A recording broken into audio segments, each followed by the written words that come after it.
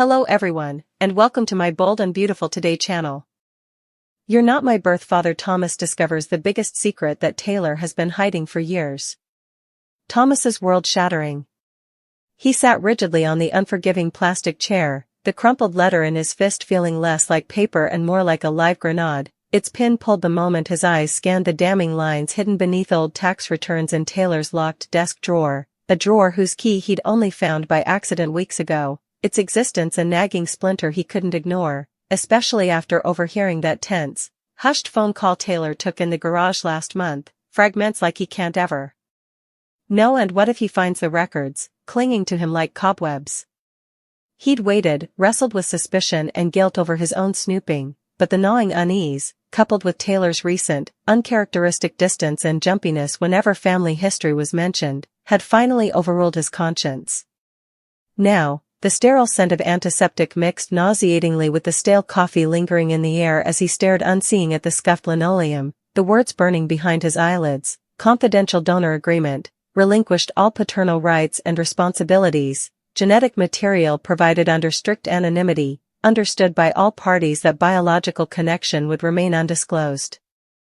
It wasn't the sterile legal jargon that eviscerated him, it was the date, cold and factual, stamped beside Taylor's signature. A date years before Thomas's own birth certificate claimed Taylor had become his father, a date that turned every cherished childhood memory, the teaching him to ride a bike, the proud applause at school plays, the comforting presence during teenage heartbreaks, into a grotesque, meticulously constructed lie. The man he'd called Dad, the man whose eyes he'd searched for his own reflection, whose laugh he mimicked, whose stubborn streak he inherited, or so he thought, was just a custodian of a secret, a willing participant in a decades-long charade. The carefully curated photo albums, the stories of his infant self that Taylor recounted with such fond detail, the way Taylor always deflected questions about Thomas looking more like his late mother, it all coalesced into a horrifying monument to deception. The weight of it pressed down, crushing his lungs, making the fluorescent lights pulse with a sickening rhythm. He felt physically ill, his stomach churning, the taste of betrayal acrid on his tongue. How many times had Taylor looked him in the eye and lied? How many birthdays, Father's Days, moments of vulnerability had been underpinned by this fundamental untruth? The man he'd trusted implicitly, whose authority and love were the bedrock of his existence, was suddenly a stranger, a co-conspirator in the theft of Thomas's own identity.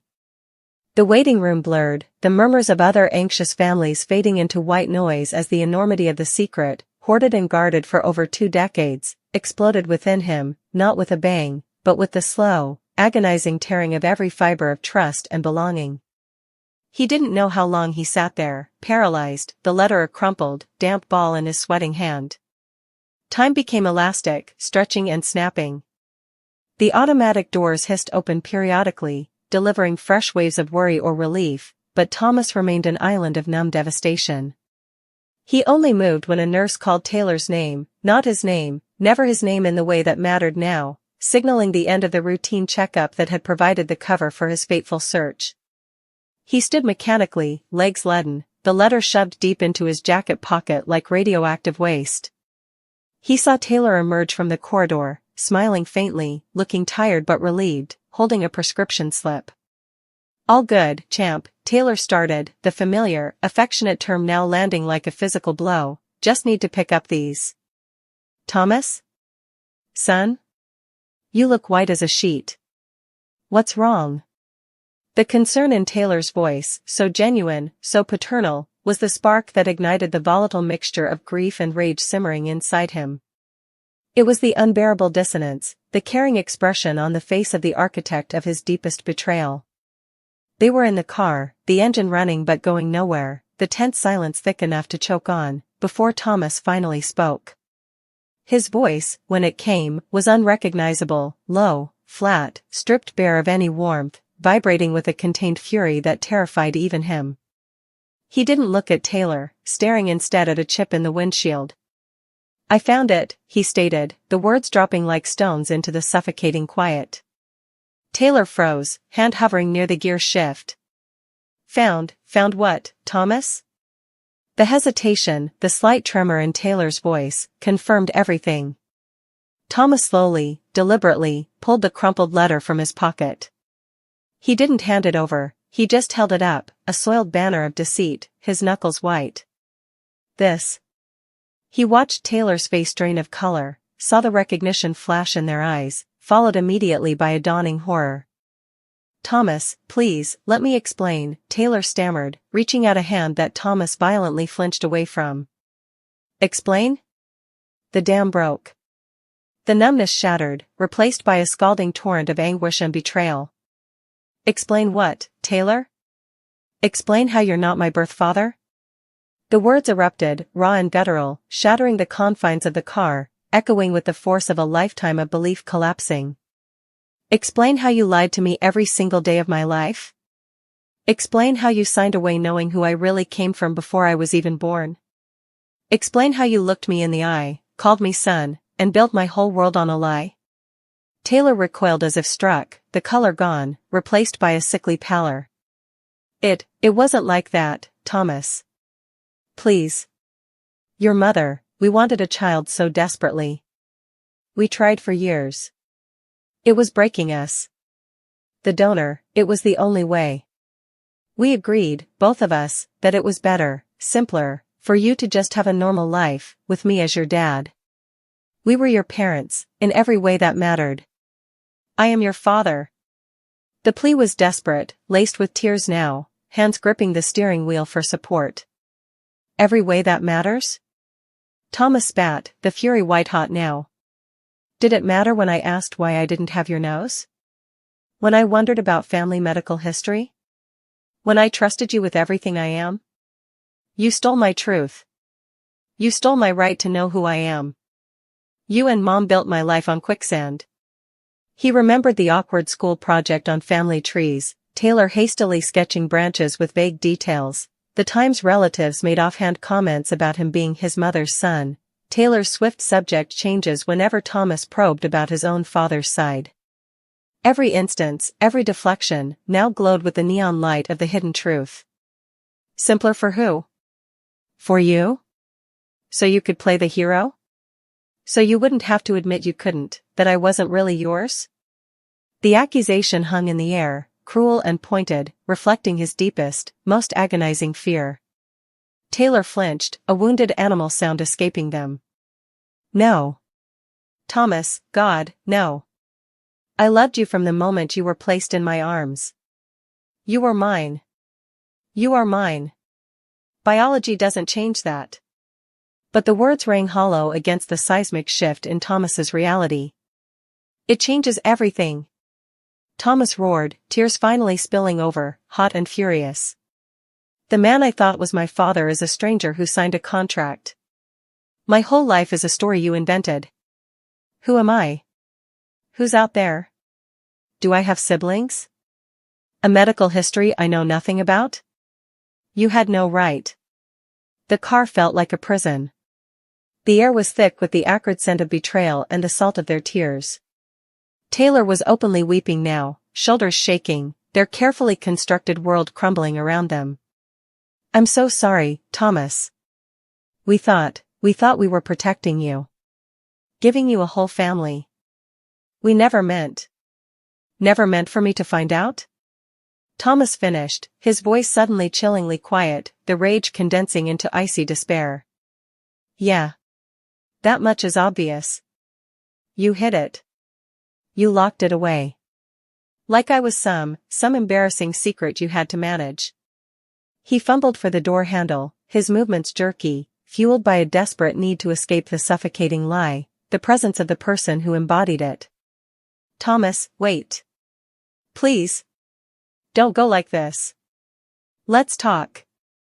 Taylor's voice was raw panic. But Thomas was already shoving the car door open, stumbling out into the indifferent afternoon sunlight.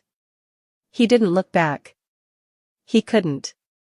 He just started walking, then running, blindly, the world a dizzying smear of color and sound, the words, "You're not my birth father," pounding in his skull with every frantic heartbeat, a brutal, inescapable mantra that erased the past and hollowed out the future, leaving only the devastating, echoing void of the shattered secret laid bare in the sterile aftermath of a routine checkup, The crumpled donor agreement burning like shame in his pocket while behind him, alone in the idling car.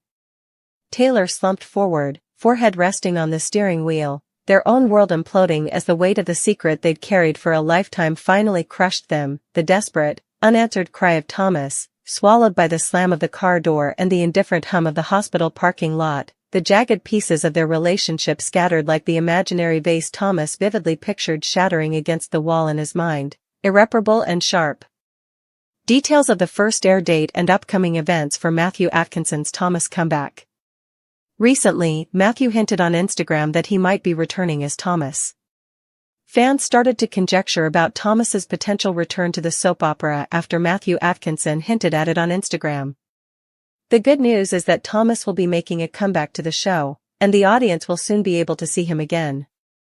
Viewers can anticipate seeing Thomas again on screen by early September, though no exact air date has been set as of yet. Fans will have plenty of time to speculate about Thomas's dating life and any new developments as a result. Is Thomas still engaged to Paris Buckingham, or is he looking for love elsewhere as a result of their broken engagement? Is Thomas actually falling in love with Hope Logan? After Hope Logan's failed engagement to Carter Walton, may Thomas be secretly lusting for her and end up pursuing her? Depending on how the B&B writers handle his comeback story and how long he is in the picture, there may be a potential for Hope and Thomas to reunite. In any case, many supporters are celebrating Matthew Atkinson's comeback. Regardless of Thomas's romantic future, it will be great to see him rejoin the group and reunite with some old friends. Given the difficulties in Taylor Hayes' relationship with Ridge Forrester, Thomas may prove to be a comfort to her during her difficult time. It's almost a certain that Ridge will soon waffle back from Taylor to Brooke. After Hope Logan's failed engagement to Carter Walton, may Thomas be secretly lusting for her and end up pursuing her? Depending on how the B&B writers handle his comeback story and how long he is in the picture, there may be a potential for Hope and Thomas to reunite. In any case, many supporters are celebrating Matthew Atkinson's comeback. Regardless of Thomas's romantic future, it will be great to see him rejoin the group and reunite with some old friends. Given the difficulties in Taylor Hayes' relationship with Ridge Forrester, Thomas may prove to be a comfort to her during her difficult time. The actor, whose portrayal of the complex, often tormented, yet undeniably magnetic Thomas Forrester has captivated and polarized audiences, recently ignited a wildfire of speculation across social media platforms, particularly Instagram, with cryptic teases pointing towards an imminent return. This wasn't merely fan wishful thinking. Atkinson's digital breadcrumbs were deliberate, a siren call to the devoted B&B viewership confirming what many had fervently hoped. Thomas Forrester is not gone, merely regrouping, and his return to the hallowed halls of Forrester Creations and the sun-drenched drama of Los Angeles is not a distant dream but a reality scheduled to unfold before our eyes by early September. This imminent resurgence, devoid of a specific calendar date but brimming with the promise of early autumn drama, transcends the simple reintroduction of a character. It represents the reinsertion of a potent catalyst, a character whose very presence destabilizes relationships, reopens old wounds, ignites fresh passions, and forces every character in his orbit to confront their own choices and desires, making Atkinson's comeback one of the most pivotal narrative events of the B&B season. Promising a cascade of emotional fallout, romantic chaos, and familial realignments that will reverberate through every storyline. The significance of Atkinson's portrayal cannot be overstated in understanding the magnitude of this return. Thomas Forrester, under Atkinson's nuanced command, evolved far beyond the archetype of a soap opera villain. Atkinson infused the character with layers of vulnerability, genuine remorse, albeit often followed by regressive actions, fierce loyalty to his family, particularly his son Douglas and mother Taylor, and an obsessive, all-consuming love for Hope Logan that became his defining, and ultimately self-destructive, characteristic. His departure, while narratively necessary following the culmination of the Hope for the Future mannequin saga and its devastating psychological implications, left a palpable void. The show lost not just a source of high-stakes conflict, but a character whose internal struggles, grappling with mental health, the weight of familial expectation, the desperate need for love and acceptance, resonated on a deeply human level, however dark his methods became. Atkinson's ability to make audiences simultaneously recoil at Thomas's actions and empathize with his profound brokenness is a testament to his skill, making his absence felt and his return eagerly anticipated by a significant faction of the audience who recognize the unique dramatic electricity he brings to every scene. His Instagram hints weren't just news, they were a validation of the character's enduring importance and the actor's irreplaceable contribution to the show's dynamic tension. Therefore, the confirmation that Thomas will grace our screens once more in September unleashes a torrent of compelling questions, the most immediate swirling relentlessly around the state of his heart. His abrupt exit followed the collapse of his engagement to the intelligent and perceptive Paris Buckingham. Paris, having witnessed the depths of Thomas's fixation on Hope and the psychological manipulation surrounding Beth, made the only sane choice: she ended it. So, where does this leave Thomas romantically upon his return? Is he a chastened man, genuinely reflecting on his past transgressions and seeking a healthier path, perhaps even attempting to reconcile with Paris if she were willing, a prospect fraught with its own challenges given her awareness of his history? Or, does the collapse of his engagement, coupled with his time away, simply remove an obstacle, freeing him to refocus his formidable intensity elsewhere? The specter of Hope Logan looms large and inescapably over any discussion of Thomas's romantic future. The narrative timing is almost poetic. Thomas returns just as Hope's own engagement to Carter Walton has spectacularly imploded. Hope, reeling from the revelation of Carter's lingering feelings for Quinn, and the subsequent fallout, is emotionally vulnerable, adrift, and facing the daunting task of rebuilding her life and trust. This vulnerability is precisely the kind of fertile ground Thomas's obsession has historically thrived upon.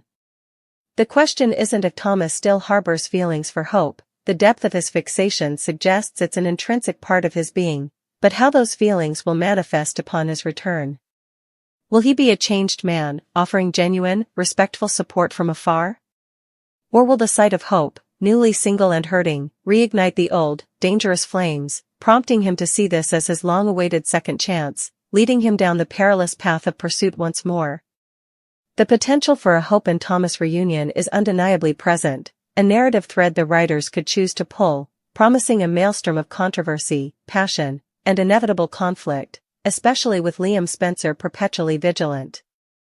This possibility hinges critically on the direction the B&B writing team envisions for Thomas's redemption arc, or lack thereof, and the intended duration of Atkinson's return.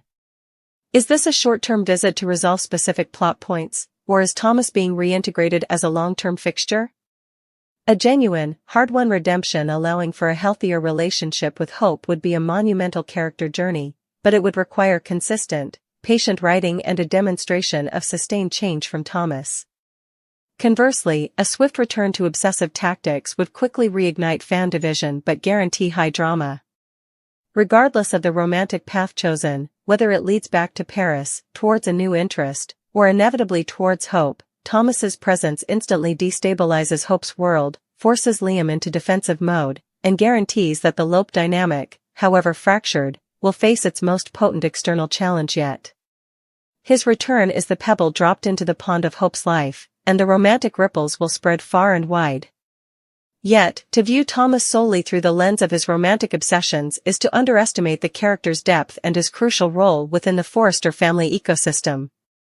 His return holds profound significance beyond the quest for Hope's heart. It is deeply interwoven with the ongoing, decade-spanning saga of his parents, Ridge Forrester, Taylor Hayes, and Brooke Logan. Currently, Taylor is experiencing profound sorrow as her latest reconciliation with Ridge faces seemingly insurmountable challenges. Ridge's infamous indecisiveness, his waffling, is practically a force of nature on B&B. The writing is often on the wall. Ridge will inevitably drift back towards Brooke. It's not a question of if, but when and how dramatically. Thomas's return coincides perfectly with this impending emotional crisis for Taylor. Historically, Thomas has been Taylor's fierce defender and staunchest ally, often sharing her perspective on Brooke's influence over Ridge and the Forrester family. His deep-seated protectiveness towards his mother, sometimes manifesting in unhealthy ways, like his vendetta against Brooke, is nonetheless a core aspect of his character.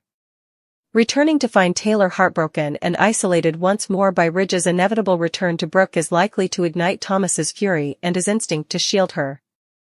He could become Taylor's primary source of emotional support, her confidant, and potentially her champion in the brewing conflict. This dynamic offers rich dramatic potential. Will Thomas counsel restraint, having perhaps learned painful lessons about the cost of vengeance? Or will Taylor's pain trigger his own unresolved anger towards Ridge and Brooke, pushing him towards confrontational and destructive actions once more? His presence fundamentally alters the power balance in the eternal Brooke-Taylor-Ridge triangle. He is Taylor's unwavering soldier, and his return arms her with a powerful, emotionally invested ally just as she faces another devastating blow from Ridge's indecision. The familial fallout promises to be as intense as any romantic intrigue.